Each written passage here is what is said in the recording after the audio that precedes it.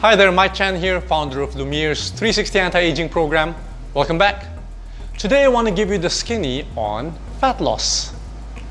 Is it possible to become too thin on a correct diet? Now I want to discuss this subject with you because from time to time I would get clients with concerns that they're becoming too thin after I put them on a nutritionally dense, non-calorically restrictive diet. Believe it or not, I've had clients come off a middle of a healthy weight loss program, still a few pounds shy of their ideal weight, just because they've been told by well-meaning friends and family that they were becoming too thin.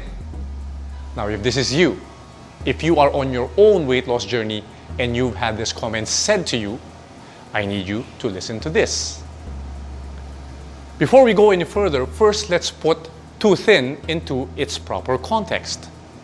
Now, Hollywood and men's magazines have given us an idealized version of what a healthy human physique looks like.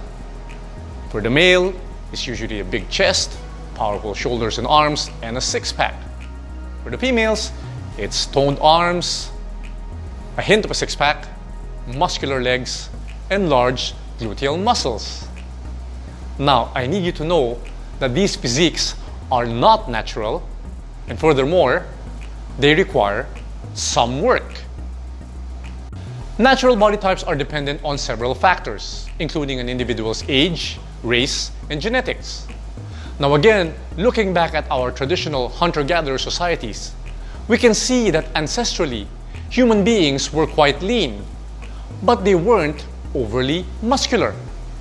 Now, there are some agrarian societies that developed larger muscles from working the land, but by and large, overdeveloped chests, shoulders, and arms were not common in men, nor are overdeveloped lower bodies common in women. There usually is some sort of resistance training involved if you want to develop this look. This look is sculpted. Now, I'm not saying that it is unhealthy to want larger muscles. All I'm saying is that if this is your goal, then some work needs to be done.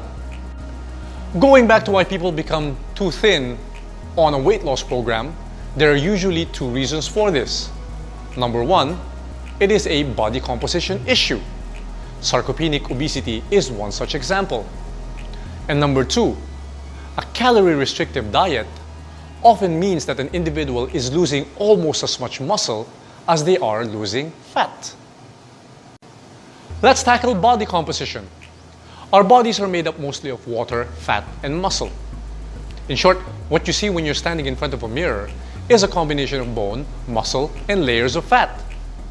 Most people overestimate the amount of muscle that they have and underestimate the amount of fat that they have. They have more fat and less muscle, yet they believe that once they lose some fat, then automatically toned, sinewy muscles will appear underneath. Now, unless that person has been active most of his life, or unless the muscles have been subject to resistance, that person is in for a rude awakening when he discovers that underneath all that fat is just more fat, some muscle, and bone. This is especially true for middle-aged people or older. Many people who are overweight or obese assume that they have only one problem, which is too much fat. This is often not the case. The reality is they have two problems. One is that they are over fat, and number two, they are under-muscled. Most of us, when we see these people, assume that underneath all that fat, obese and overweight people must be really muscular to help them carry all that weight.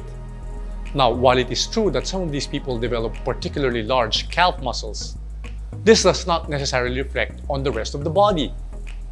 And this is because the conditions which favor the deposition of fat, namely hyperinsulinemia and insulin resistance, are detrimental to muscle protein synthesis.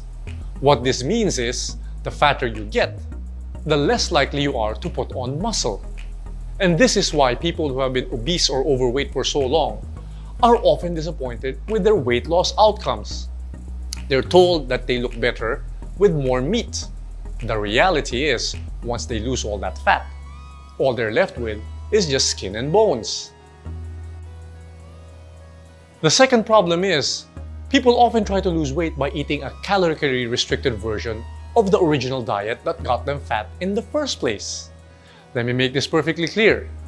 Eating less of an unhealthy diet does not make it healthy. You will not get the optimal body composition you're looking for if this is the case, simply because chances are the original diet was nutritionally unbalanced, usually having too much energy and too little of quality bioavailable proteins and micronutrients. Trying to lose weight by eating less of a problematic diet will almost certainly guarantee that you will lose as much muscle as you will fat. In fact, research shows that the amount of muscle you lose on a calorie-restricted diet could be as much as 25 to 40%. If you are losing 1 pound of muscle for every 3 pounds of fat that you burn, chances are you're not going to be very happy with the final outcome. If you find yourself in this trajectory on your weight loss program, then as always, I have some strategies that if you apply them correctly, will make sure that you not only burn fat, but you can put on muscle as well. Tip number 1, lower your insulin levels. Insulin resistance in the muscle is one of the main reasons why muscles waste away in the first place. You see, insulin is needed for muscle to take up circulating sugar in the body. But once the muscle cells are resistant to the signaling of insulin, then GLUT4 activation is compromised and glucose cannot enter the muscle. In essence, the muscle starves and wastes away. Tip number 2, prioritize protein. Remember that your muscles are made up of mostly protein, and whenever your body senses low levels of circulating amino acids, it will break down muscle in order to get the amino acid it needs to ensure optimal bodily functions. Tip number 3, if you are 50 years old or older, prioritize protein even more. Most people assume that as we get older, we need to eat less protein. That is not true. You see, the body is constantly deconstructing and reconstructing itself every day, and it needs protein to do this. As we get older, our ability to absorb protein and convert it into essential amino acids decreases, and so we need to eat more protein, not less. Don't be afraid to eat good quality sourced proteins like beef, fish, chicken, or pork. Tip number 4, do resistance training. You see, eating adequate amounts of protein alone will not guarantee that your body will build muscles. This is because of enzymes that you have called myostatins, and their job is to prevent muscles from growing. This is because muscles are very expensive metabolically to maintain, and the body will not waste extra calories building something it will not use. Resistance training breaks down these myostatins and in effect tells the body to build more muscle. Tip number 5, be aware that fat loss will occur much faster than muscle protein synthesis. What this means is that you're going to lose fat faster than your body will have the ability to put on muscle.